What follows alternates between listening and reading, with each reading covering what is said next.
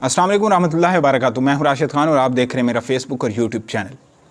हाज़रीन ग्रामी, इस्लाम के दौर अवलीन से ही इंसानियत के लिए हिफ़्ज़ान सेहत के उसूल मुरतब कर दिए गए थे ताकि इंसानियत को क़ब्ल अज़ वक्त बीमारियों से बचाया जा सके, या अगर कोई बीमारी हमला आवर हो जाए तो इसके लिए मुनासिब इलाज मुहैया किया जा सके।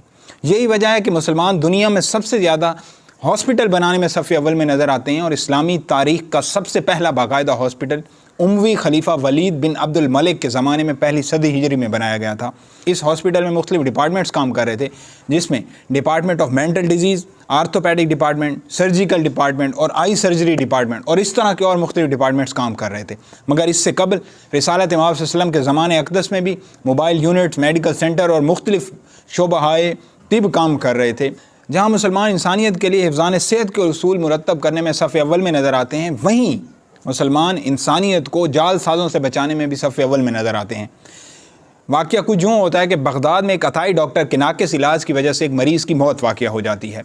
हुकूमत बगदाद की तरफ से जब तहकीकात का हुक्म होता है तो पता चलता है कि उस अताई डॉक्टर जिसके इलाज की वजह से मरीज़ की मौत वाक़या हुई थी, उसने मेडिकल की सिर्फ चंद किताबें पढ़ी थी और अपना क्लिनिक खोल लिया था।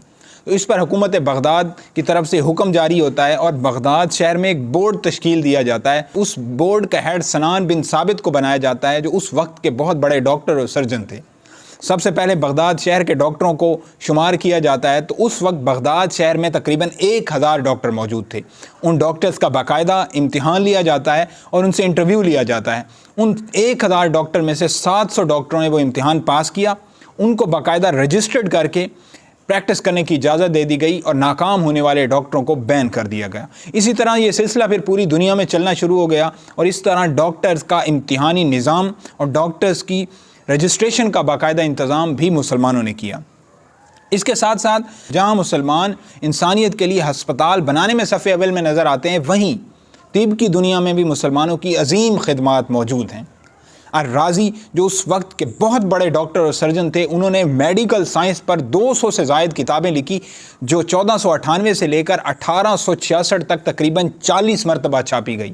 और सबसे पहले स्मॉल पॉक्स और मीज़ल पर सही तशख़ीस भी अल-राज़ी ने पेश की। इसके साथ साथ अबू अली अल हुसैन बिन सीना ने अल कानून नाम की किताब लिखकर तिब की दुनिया में एक अजीम दौर का आगाज़ किया और ये किताब 1650 तक यूरोप की मुख्तलिफ यूनिवर्सिटियों में टेक्स्ट बुक के तौर पर पढ़ाई जाती रही।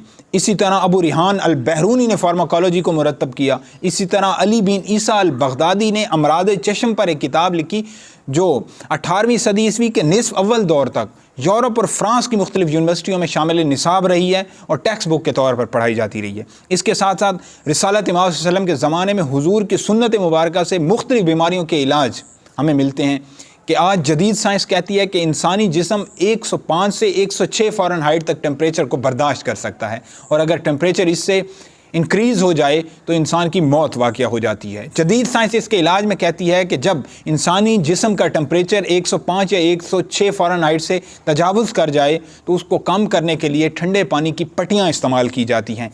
कुर्बान जाएँ, रिसालत इमाम सल्लल्लाहु अलैहि वसल्लम ने आज से 1400 साल कबल इंसानियत पर एहसान करते हुए इसका इलाज बताया।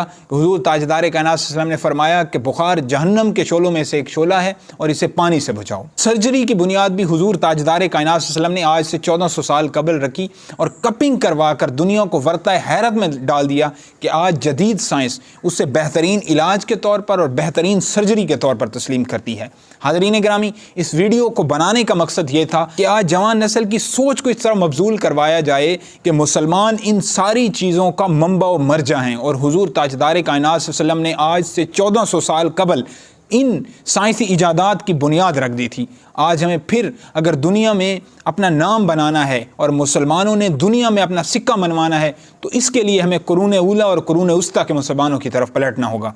आज नौजवान नस्ल के लिए ये पैगाम है कि हमें हुजूर की सुन्नत पर अमल करते हुए अपने अकाबरीन और अपने आबाओ अजदाद की पैरवी करते हुए उनके पीछे चलते हुए दीन और दुनिया, साइंस और दीन दोनों की तालीम हासिल करनी होगी।